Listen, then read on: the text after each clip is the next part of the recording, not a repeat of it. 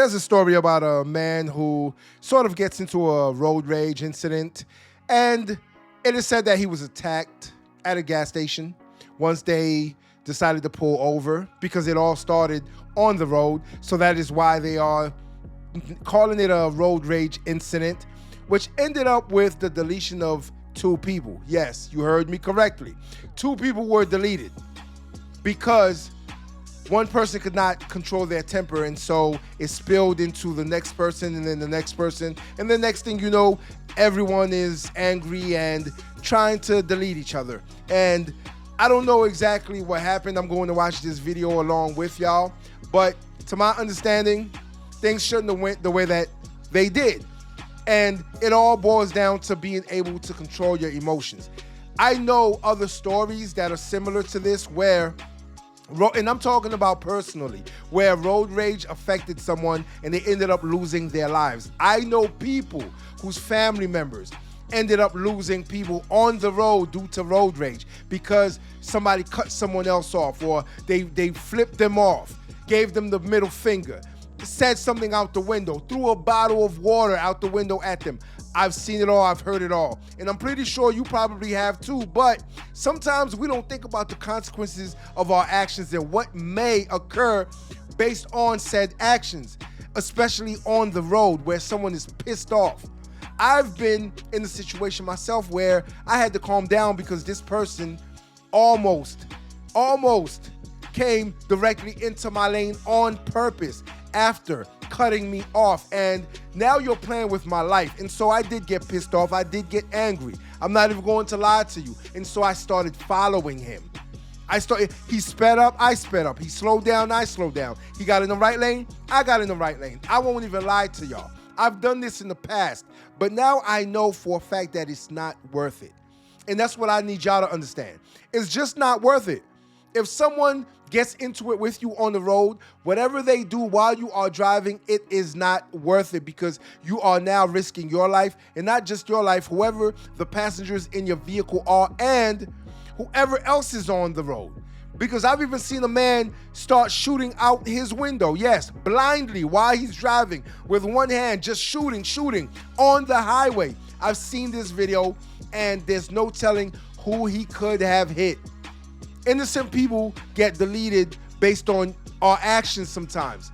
And so you have to think first. You have to think, and I implore you to think before you react, because some people are just trying to get a reaction out of you. Before we continue into the video though, I need y'all to do 3 things for me. Hit that subscribe button, hit that like button, and share this video so someone else can do the very same thing. And if they don't, then we're going to send Fox 4 News Kansas City after them. Without further ado, I'm not going to hold y'all. Let's get into this video and see why this led to 2 people being deleted and the grand jury indictment of the shooter. The whole thing is just awful, but it is the law.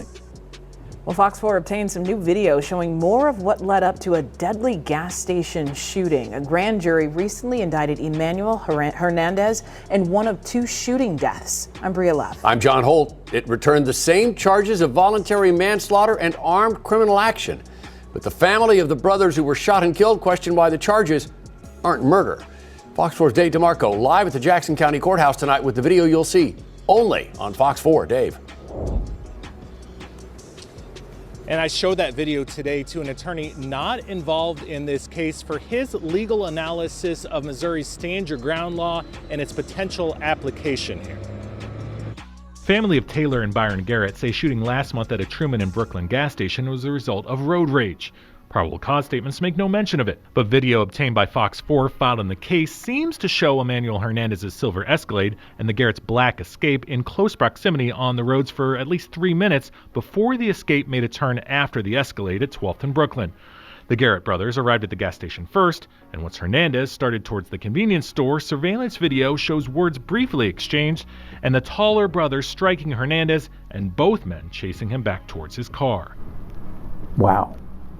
Wow, bang, bang twice. Attorney Dan Ross says what happened outside the gas station is certainly important. So that's a prior incident. And so that's kind of the history of, even though it's a history that's only 30 seconds old. And under Missouri law, Emmanuel Hernandez didn't have a duty to retreat after the brothers left him at his SUV with his driver's side door open. Once inside, after appearing to argue, Taylor Garrett strikes Hernandez again, and Hernandez immediately pulls a gun from his waistband and starts firing, chasing after both men. Prosecutor Melissa Johnson said evidence showed that Taylor was the initial aggressor in the confrontation and Hernandez acted in self-defense. But she did file voluntary manslaughter charges in Byron Garrett's death, pointing out Hernandez shot him as he tried to retreat, then pistol whipped him as he stood over both men's bodies on the gas station floor. There is no clear answer to this. That's why you really enlist the jury to tell us, is this lawful action? The judge can't tell anybody. The prosecutor has made the charge. The grand jury has brought in the true bill. But eventually, if it goes to trial, the jury will tell us, especially given the self-defense law and the instruction, they'll tell us whether this was a lawful act by the defendant. And Hernandez posted $5,000 bond. John, he's due in court here on August 26th.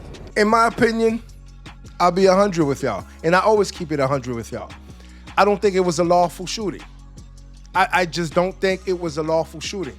A man who, I am all for two-A rights, all for it. I have my license as well, all for it.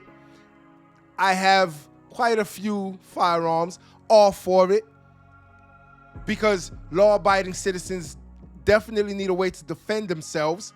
That's just how it is. That's just how I see it. You may not see it the same way.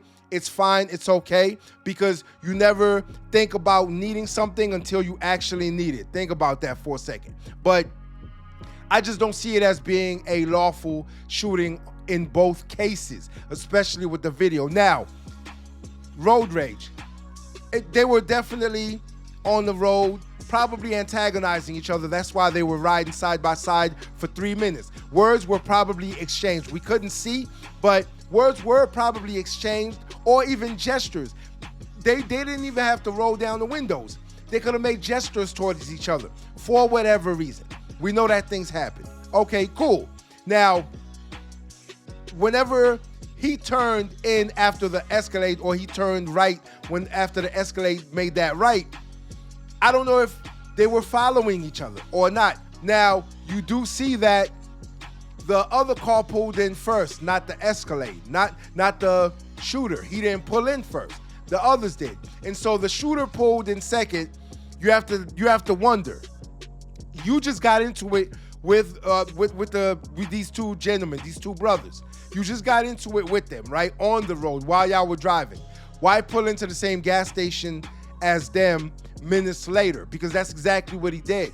So he was either following them or he was looking for them, and then he found them at the gas station. And then what does he do?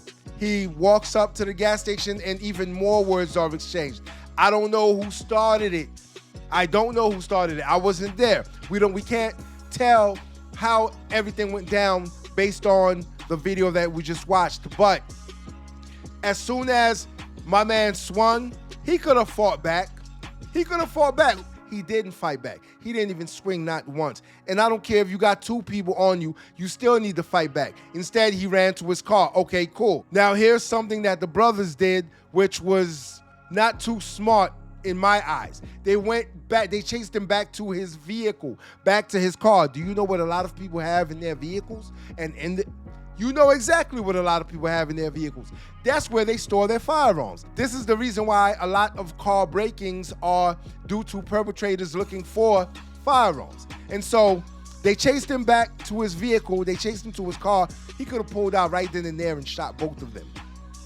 He could have pulled out right then and there and shot both of them at the car. Do you want to know why? Because they were the aggressors and they chased him. He was retreating as they chased him. I was in fear for my life. It's that simple. I was in fear for my life, but he did not do anything then. Even with the car door open, he didn't do anything then. He had another opportunity to drive away. Yes, we already know his ego was stained. It was done. It was a done deal from then. His ego was definitely stained. Matter of fact, it was stained back on the road when they were driving side by side, antagonizing each other. his ego was stained then. That's why he went looking for them, I guarantee you. And so now his ego is definitely, it has been crushed, and he just can't take it. So again, what does he do? He goes into his vehicle. Now you have to ask yourself, when they were outside, why didn't he pull out and shoot them then? He probably didn't have the gun on him, and the gun was probably in the car. So you mean to tell me that you went back to the car, retrieved your firearm, then you decided to go into the store. Another argument ensues. Another argument. And the same man who hit him, the same person who hit him, hits him again. Now, am I saying he's right for hitting him? No. Am I saying he's right for then pulling out his firearm and deleting that man? No. Here's another bit of detail that I would say is very important in this trial, is that he pistol whipped them, both of them. He didn't just shoot the brother who hit him. No. He shot the brother who hit him, and then he chased the other brother. He pistol whipped. He stood over both of them and pistol whipped them. That is a bit of rage. No, not even a bit of rage. That man was outraged. He was outraged. Yes, he allowed that rage to take over. And that's exactly why he pistol whipped him. He didn't have to do that either. And even if he shot the first brother who put his hands on him, why did you shoot the other one? What they found him guilty of, voluntary manslaughter and not murder, not deletion, I don't agree with it, because that is exactly what he did. He definitely could not state the self-defense law, stand your ground law. No, that was not self-defense. You murdered these two men in cold blood. Yes, you did. You had a chance to fight back. You didn't do that. You had a chance to retreat to your vehicle and drive off. You didn't do that. You had a chance to go into that store, purchase what you wanted, and leave. You didn't do that. You had a chance to pull out and fire on the man who hit you and then call the police and claim self-defense. You didn't do that. Instead, you pulled out. You deleted that first man, stood over him, pistol whipped him. Then you chased the other man, shot him, stood over him, pistol whipped him. For what? Because that little bit of rage that is inside of you actually took over. So it's not self-defense in my eyes, and it's definitely a case of cold-blooded murder. Until next time. If you like this video, like, share, and subscribe to the channel for more content.